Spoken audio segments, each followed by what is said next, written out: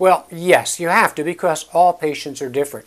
Even if they're coming in with the same complaint, it may be from a different cause. So we always seek the original root of the cause, and so the problem may not be the same with every patient. Older patients need more gentle techniques. Broad muscular people need stronger techniques. Pregnant people need, again, gentle techniques. And children need the gentlest of approach of all.